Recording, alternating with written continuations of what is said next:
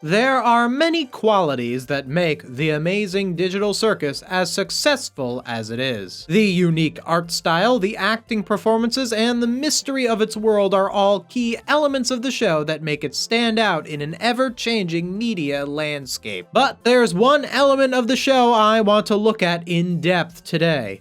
The writing. Let's take a look at the Amazing Digital Circus's writing and ask ourselves what elements of the show have made it resonate so well with audiences. Chapter 1. The Chaos. If there is one word to describe this show, it would be chaotic. However, the show is not chaotic for chaos's sake. The chaos not only serves the main theme of the story, more on that later, but it also keeps the audience on their toes. The chaos encourages the audience to pay attention, and since it keeps our attention so well, we find ourselves absorbing more of the story. The chaos also further reinforces the lack of control that the circus people feel on a daily basis. A lot of the chaos is either directly caused by Kane the ringmaster, or it is a result of something happening within the world, which may also be Kane's doing, as he might in fact be the creator of the circus. All these chaotic moments make us feel as though we are a part of this world, and makes us feel the way that the characters are feeling. Since this is a world of chaos, we are engrossed in chaos. And speaking of the world, Chapter 2, Relatability in a Fantasy World. Amazing Digital Circus takes place within a fantasy world. It's actually, I think, a great modern take on a story like Alice in Wonderland or Wizard of Oz. In stories like these, the protagonist is dropped into an unusual world, and their goal is to find their way back to the real world. A world of fantasy is only meaningful if it parallels concepts from the real world. For example, the land of Oz in The Wizard of Oz is simply a representation of the cruel outside world. Even though at the beginning of the story, Dorothy wants to journey to someplace else, through interacting with the unusual land of Oz, she learns that there's no place like home. All of the supernatural things that exist in Oz, such as the Wicked Witch or flying monkeys, only serve to represent the things that would do you harm in the real world, and are presented as fantasy characters in order to more viscerally define their attributes. If The Wizard of Oz were just a story about a girl leaving home and going to another non-magical place filled with similar trials and tribulations, but ultimately the same conclusion, the story still would have worked, but it wouldn't have stuck in the brains and resonated with audiences because it would have lacked these supernatural aspects that gave it identity. Digital Circus, while quite similar to Wizard of Oz, has some key differences. While both stories center around a protagonist entering a chaotic, supernatural alternate reality and attempting to return home, Pomni, unlike Dorothy, never expressed desire to leave her previous existence. In fact, we never see Pomni's previous existence at all, unlike in Wizard of Oz, which gives the audience a lot of time with Dorothy's life in Kansas. With Pomni appearing in the circus without the audience having previously known her, the show makes you feel the suddenness of her new situation. And I think that's what the writers were going for, due to what the circus may actually represent. Chapter 3. What the Circus Means.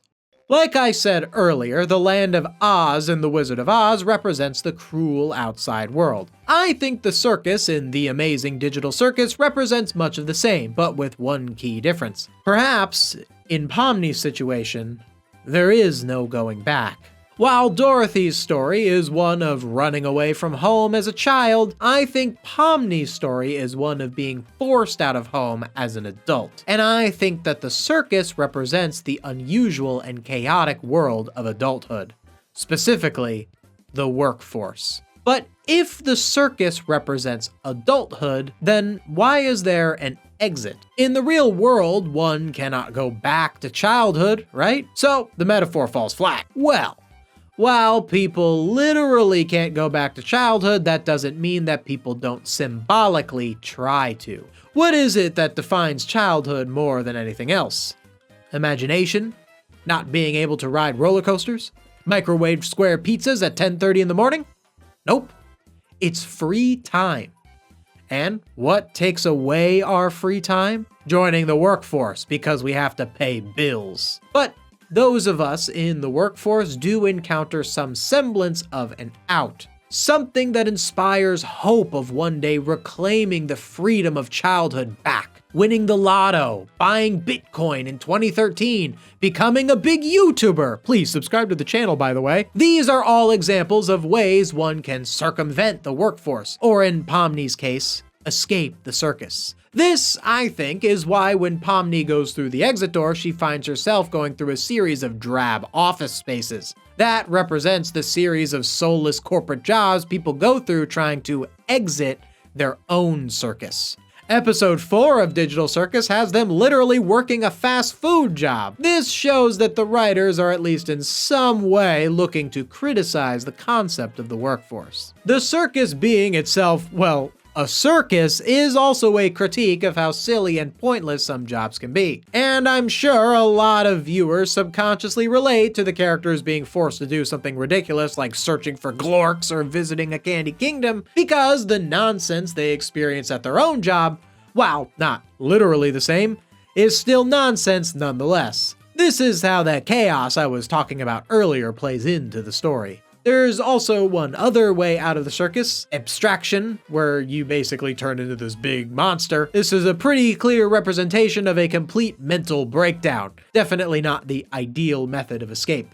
And then there's Kane. What does he represent? Power. He's your boss. He's your politician. This is the guy who's calling the shots, the arbiter of chaos. But also, strangely enough, he's the one you have to rely on when you're in trouble, as sometimes he's the only one with the power to save you from danger. In Pomni's nightmare at the beginning of episode 2, when she feels she's in trouble, who does she call out to? Kane! It's the very one who's doing this to her. But Kane is not all-powerful, just as all the powerful people in the real world aren't either. There are a few times in the pilot where Kane actually seems nervous about Pomni being aware of the exit. One of the most defining Kane moments in the series so far is in episode 3, where reality almost crumbles when Kane ponders that the people trapped in the circus don't actually like his adventures. So you've got a bunch of powerless individuals stuck doing strange and unusual tasks under the thumb of a deeply insecure individual who would tear everything down over the slightest infraction. If you've ever had a job for more than, say, 2 days, you'll find this show relatable.